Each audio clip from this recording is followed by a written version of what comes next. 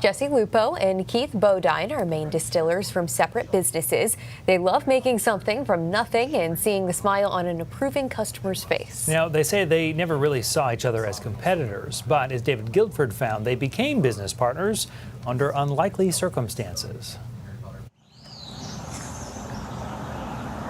Yeah, there's something about creating spirits that is, anybody that starts it off as a hobby gets the bug, and they're like, all right, well, what else can I make? How can I make it better?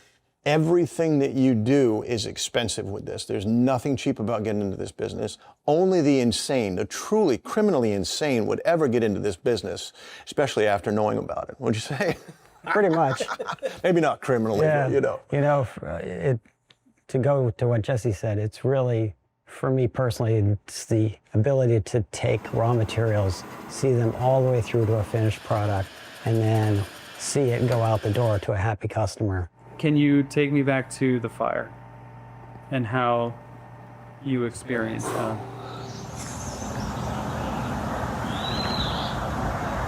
Fire obviously destroyed our facility in Union last September.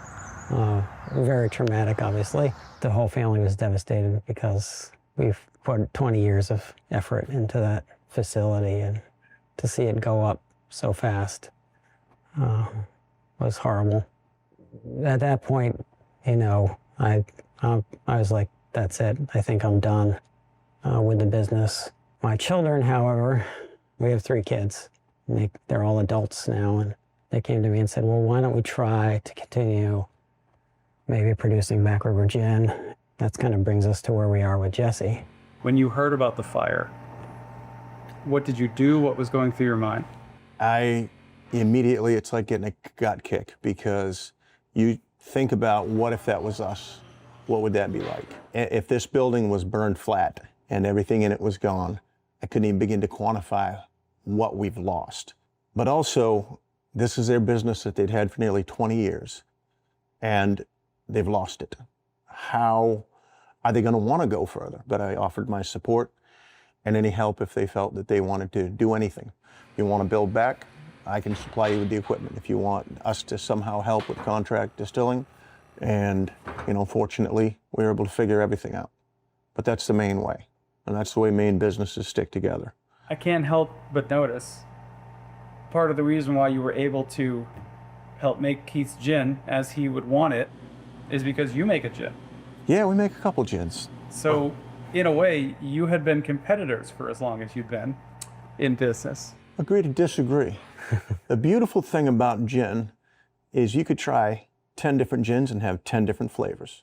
So our making his gin, first of all, they've been around for a long time. These guys were pioneers. They were in the beginning days of distillery in Maine, period. So it's really a no-brainer that their sales, there's people waiting to get this back.